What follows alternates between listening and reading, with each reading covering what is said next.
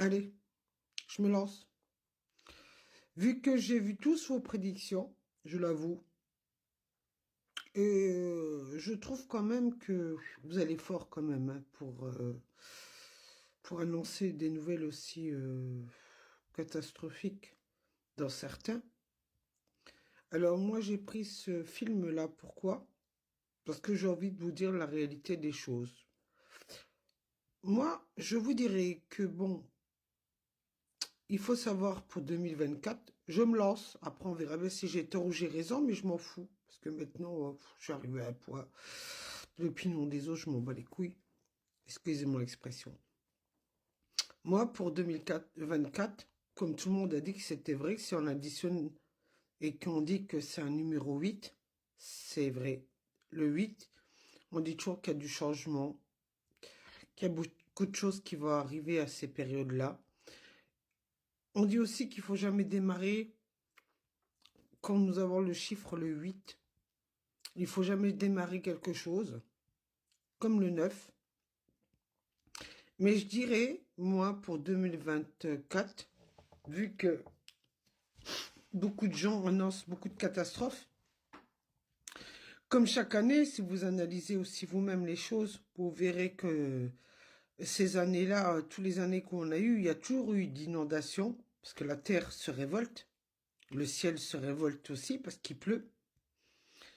Vous saurez aussi que les catastrophes, c'est normal, parce que avec toutes ces années, comme je le disais souvent, la planète, elle souffre, mais c'est l'être humain qui fait souffrir sa planète. Quand vous regardez le numérique, nous avons le numérique, nous avons Internet, mais grâce à quoi? Parce que vous avez envoyé au ciel des... comment on appelle ça? Vous savez, pour avoir Internet. Je ne sais plus les termes parce que le fait que je ne suis plus. Mais vous voyez que très bien ce que je veux dire. Nous avançons dans l'air, nous avançons avec le numérique, nous avançons avec tout ce qui est électrique, tout ce qui est naturel. Mais avant d'arriver au naturel, il a fallu combien d'années?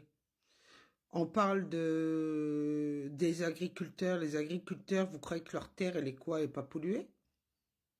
La terre, elle est polluée des agriculteurs, étant donné que nous avons mis dessus des panneaux, comment on les appelle là? Des éoliennes, ou je sais plus comment on appelle ça, sous terre. Quand l'éolienne, elle tourne, elle dégage de l'énergie. L'énergie là va au sol. Au sol, qu'est-ce qui se passe? Il y a de la pollution. Alors après, vous vous étonnez. Entre-temps, si on parle de l'herbe que les vaches, elles mangent, vous croyez que quoi? D'où elle remonte l'herbe? Déjà, elle était polluée, l'herbe. À cause de l'énergie. À cause que vous avez mis des éoliennes sur leur terre à ces agriculteurs. Quand vous allez à la mer, quand il y a le poisson, c'est un petit truc que je vous fais vite fait.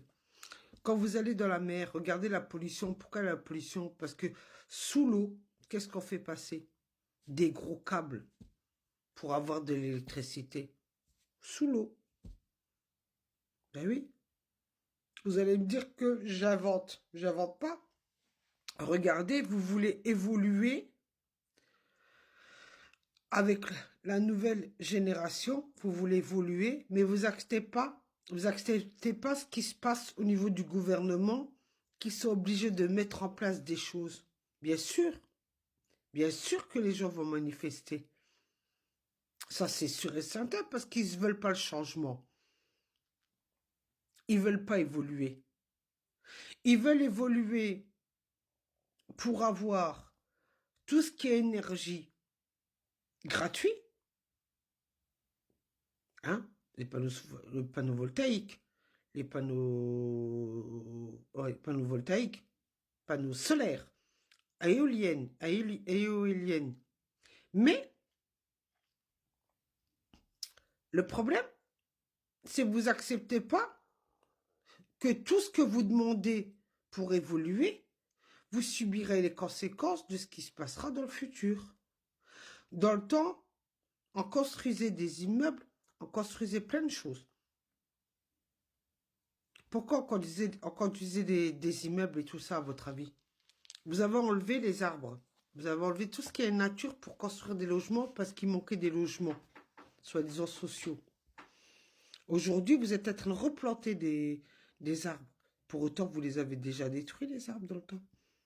Aujourd'hui, vous essayez de reconstruire des choses que vous avez détruites dans le temps. Mais il a fallu... Un arbre, il faut combien d'années pour qu'il vive et qu'il se reproduise? Il lui faut pas mal d'années.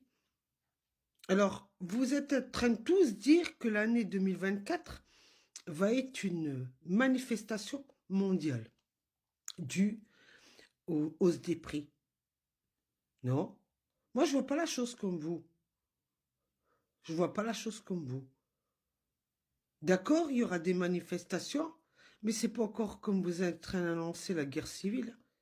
Parce que quand je vous écoute, on dirait que c'est une catastrophe. Ça va être pire qu'une guerre. On attend toujours les années 1968. Là, on nous a annoncé que 1968 a redémarré. Non, pas du tout. On va évoluer, c'est tout. Les choses sont obligées d'arriver. Vous êtes tous en train de porter un jugement en sachant que vous ne savez vraiment pas ce qui va se passer. Bien sûr qu'il y aura encore des guerres.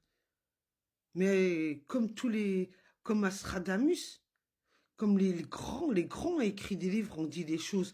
Vous ne faites que répéter ce que les grands ont dit. C'est tout. Vous relisez les livres pour dire ce qu'il en est. Mais en réalité, non. Arrêtez, moi je l'ai toujours dit, d'arrêter, je ne suis pas comme vous, d'arrêter d'effrayer les gens. Là, je mets un truc comme ça, juste pour rigoler, mais arrêtez d'effrayer les gens. Bien sûr que les gens qui ne savent pas, qui n'ont pas souffert dans leur passé de faim, pour eux, ça sera un manque s'ils n'ont pas assez de nourriture. Mais les gens qui ont souffert, regardez nos anciens, qui ont souffert du bord de la guerre, aujourd'hui, ils ne souffrent pas.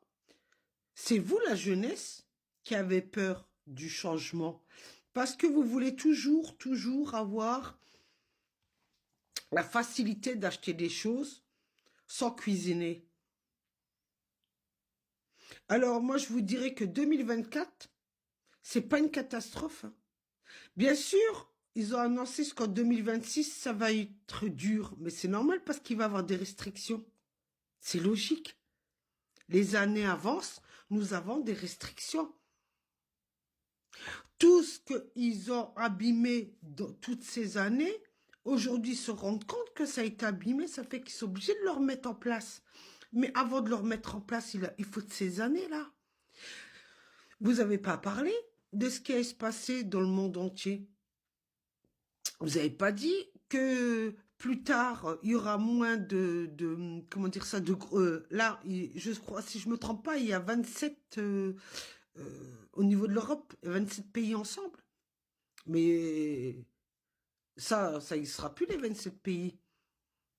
Il n'y aura plus 27 pays. Je ne pense pas qu'il y en aurait 27. Je crois que le chiffre qui me vient en tête, il y aura 12 pays de l'Europe. C'est tout. Il n'y en aura pas 27 de l'Union européenne. Ça sera fini, ça. Il y en aura 12 qui vont se relier. Que 12. Et dans les 12, ils vont être sélectionnés. Parce qu'ils auront les mêmes envies, les mêmes conditions. Et moi, je sais très bien qu'il y a un pays de l'Afrique du Nord qui rentrera dans l'Europe. Il y a un seul pays de l'Afrique du Nord qui rentrera dans l'Europe. Tout le monde voulait que ça soit la Turquie. La Turquie, elle ne rentrera pas dans l'Europe. C'est pas la Turquie qui rentrera dans l'Europe. Alors, je vous laisse deviner. C'est un pays où c'est vachement ouvert en ce moment. Ils sont beaucoup en train d'évoluer. Voilà. Moi, je vous le dis déjà, à l'avance, c'est le Maroc qui rentrera dans l'Europe. Avec la France. De la France. C'est le Maroc. Préparez-vous, vous verrez de vos yeux. Ils sont en train de préparer ça. Alors, de dire qu'il n'y a que des catastrophes, non.